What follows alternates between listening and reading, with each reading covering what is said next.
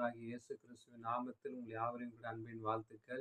இந்த மார்னிங் மன்னா என்ற தின தியானத்தின் மூலமா இந்த நாளிலே உங்களை சந்திப்பதிலே நாங்கள் மிகுந்த மகிழ்ச்சி அடைகிறேன். ஹல்லேலூயா. கர்த்தர் இந்த நாளிலே கொடுக்கப்பட்ட தலைப்பு, இந்த கடைசி நாட்களில் வஞ்சிக்கப்படாதிருங்கள் என்ற தலைப்பு எடுத்து வாசிப்போம்.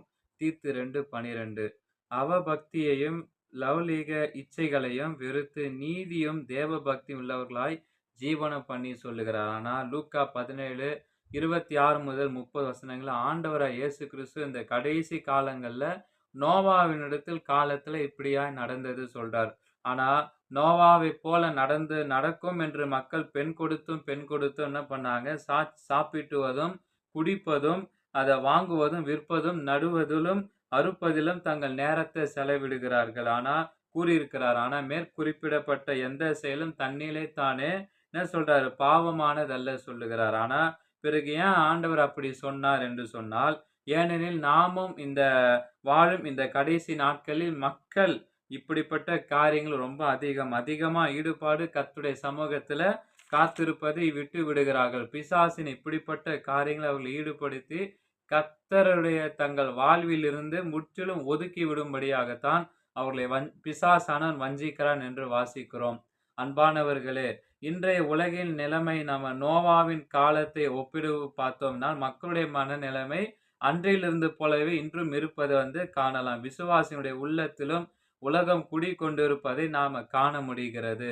ஆனா முன்னேற்றம் அடைந்துள்ள தொழில்நுட்பத்தினால அடைந்துள்ள பழங்காலத்தில் இருந்த காட்டிலும் இப்பொழுது என்ன செய்கிறதுனா புதிய பொருட்கள் பழக்கத்திற்கு நம்ம வந்திருக்கிறது.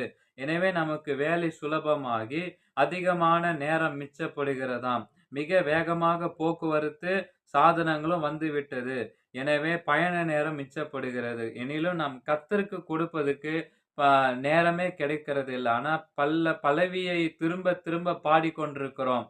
ஆனால் கடந்த எந்த வகையில் நியாயமா இருக்கிறது? ஆனா கடந்த நூற்றாண்டுகளில் பயணம் செய்வதும் கடினமாக ஒன்றாக இருக்கிறது. என்றாலும் மக்கள் கர்த்தருக்குள் அதிக நேரத்தை கொடுத்தார் என்று, அதனால் முந்த நாட்கள்ல அவர் அதிகமா எழுப்புதல் நடைபெற்றது என்று பார்க்கிறோம். இன்று நம்முடைய வாழ்வை ஆராய்ந்து ஜபம், இந்த வேத வாசிப்பு இந்த ஆராய்ந்து, ஆனா நம்முடைய பரம தகப்பனோடு இன்னும் அதிக நேரம் செலவிட நீங்களும் நான் அர்ப்பணிக்க வேண்டும் சொல்லி அர்ப்பணிக்கலாம். ஜெபம். தேவனே, உம்முடைய வார்த்தையை வாசிக்க எனக்குள் ஒரு வாஞ்சையை நீர் எழுப்பும். உம்மோடு ஐக்கியப்பட அனுதினமும் நேரத்தை ஒதுக்கி எனக்கு கிருபை தாரும். இந்த உலகம் என்னை உம்மை விட திசை திருப்பி விடாதபடி கவனமா இருக்க எனக்கு உம் ஆவின் அனுக்கிரகம் தாரும். ஆமேன். Have a blessed day. God bless you. கர்த்தர் தாமே உங்களை ஆசீர்வதிப்பார்.